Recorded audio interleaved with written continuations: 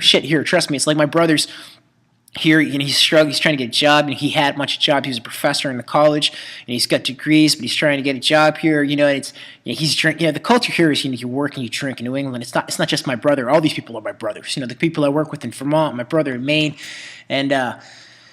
To make a long story short, though, it's like, I got to go over the social program in Alaska, the $1 class, and, the opportunity to try to help to rebuild that cabin in Santa Cross. And it's like, there's all these, I go into LL Beans here, and it's like this audience of sort of the older, respectable people and the companies and the potential donors. And I go in there, looking kind of fly. I'm like, and trying to mention how I'm a rapper offhand in terms of mentioning the social program, and maybe I can help with some marketing group, I'm an aspiring rapper, but I think I could call myself a rapper. I can rap. I don't but it's like, the hip hop doesn't reach them as much as like a Cory Booker. If you look at like the old Cory Booker film, the Street Fight film, that's gonna touch them, communicate to them, to these church people. Like, I'm staying at this church for free, kind of like my parents.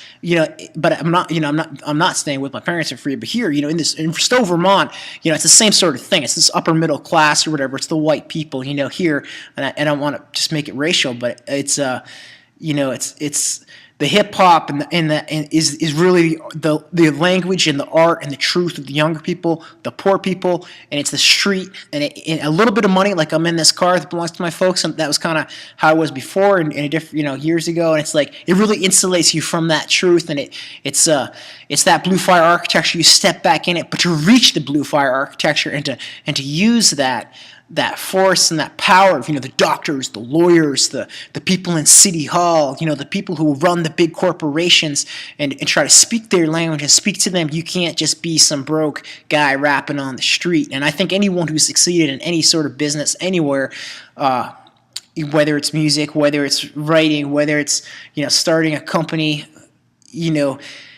they probably understand this. It's like, part of my things, I probably came all the way from Alaska on that motorcycle last autumn without doing laundry once. And with this job, I do laundry fairly frequently. I'm much more presentable. I'm still probably wearing the same clothes a lot. And I'm not trying to go into like, whether you need 500 outfits. This isn't a fashion blog here, but the point is, it's just like, who are we reaching? How are we reaching them? And what are we trying to accomplish here? And it's just, to me, like, here I'm sitting here in Stowe, Vermont. I borrow this car. Like, am I going to drive to Alaska? Am I going to get another job just like I had here that's going nowhere, working for minimum wage? I get it in a drop of a hat. I can lose it at a drop of a hat. There's no guarantee. There's no health benefits. There's no nothing. I've got a moment here. I had a little bit of borrow the car, get back to Alaska. Can I accomplish this shit? But it feels like, you got to be too many different things to too many different people or groups of people. And that's what I'm running into, because, it's like, who do you want to play? Do I have to play politics with all these people? At one point, you just got to go for broke. You can get a little support from the folks you grew up with.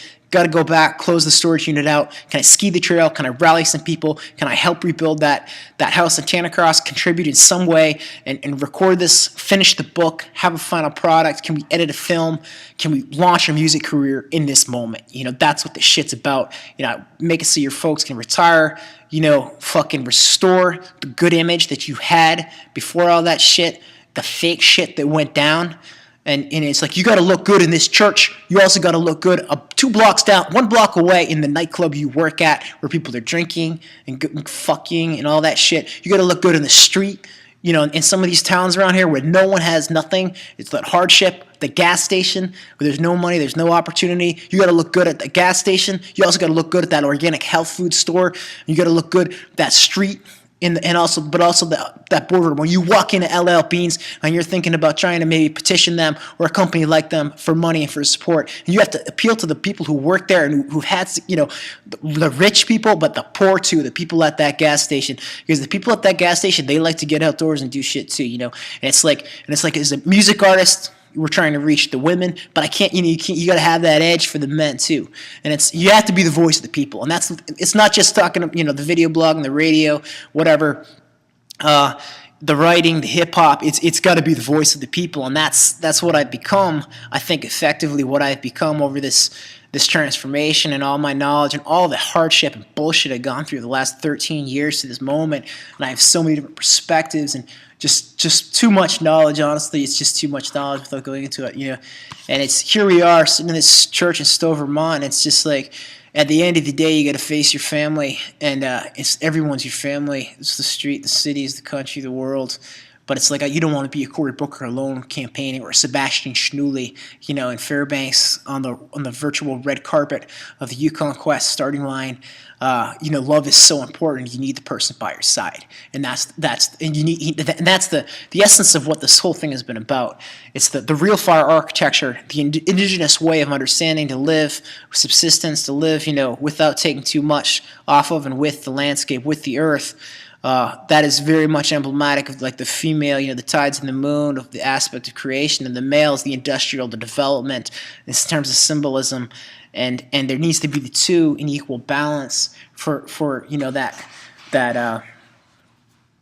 that harmony and that conservation, and that's what sort of what we're doing with the one dog classes. You look at these guys like Hugh, and I'm not trying to make this too hard, but Brent, all these people, even you look at Ali Zirkle and Alan Moore, are these people in love, or is this a business relationship? And I've went through so many of these different, I don't want to criticize any individuals, but it's like, it's just like charging forward with your business career, like here in Maine, I'm tempted to try to, build a little cabin on my parents' land or something and have a place to go back to, because I struggle with the housing thing here too. I don't want to be paying some guy like Brent Sass to rent a place here or there, just because he's got some money or some connections and he built some cabins. And but on the other hand, I don't want to be a landlord jerk, and you put a little cabin somewhere and it's the cabin point and the connection to the one dog class idea. I honestly, personally don't have enough money to build a little cabin down here. It's like, and I drove up to Jackman, Maine with my dog here this winter at one point, road tripping, and a couple of days off from work, Jackman, Greenville, Millinocket or whatever, and again, it's the sense that, I can stay at these churches in Jackman, they're building this church and everyone's contributing, everyone's working together, and I grabbed my dog a green collar at the gas station up there, windy winter night, and I asked them, can I throw my sleeping bag down here for free, and help you guys build this church? Build this church for a day or two. I'm just traveling, a little time off from work, and just stay for a night. And they're like, no. But all these other churches in different places, Greenville, Millinocket, you talk to the pastors, whatever. Especially, the biggest thing is the bike is a bridge. The bike is a way people understand the motorcycle, the freedom, what it symbolizes, and the beauty, the harmony, the road, the travel. The flowering constellations, stars at night, the wood smoke, little campfires, cooking little meals, falling in love with a random girl in a random place in a forever way. The sun rises, the sun sets, and just never know what's around the next corner, and doing it all thrifty as fuck.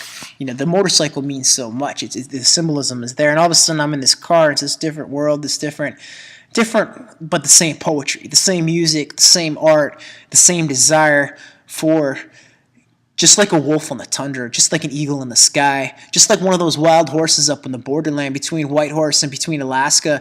If you've ever driven the highways there, and I'm sure so many people have, and they're trying to corral them and trying to take them, and they're trying to. It was that moment, and it's that horse culture of the Native American people, and I think that's what the one dog class wants to sort of return to: that pride, that wildness, that warrior spirit, and that culture, and that it's like these sports teams. I drove back to where I was in high school, and it's all this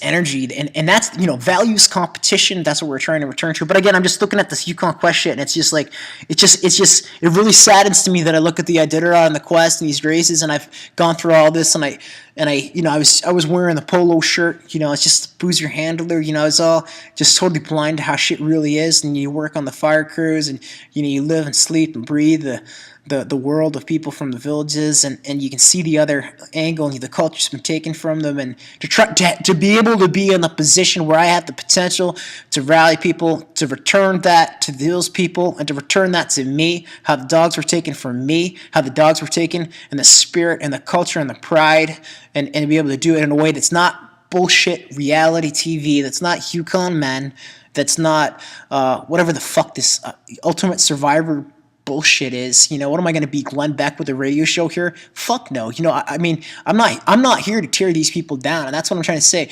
It's so easy for me to make a couple rap videos and just tear the shit out of like the dog mushing community or Ultimate Survival Alaska.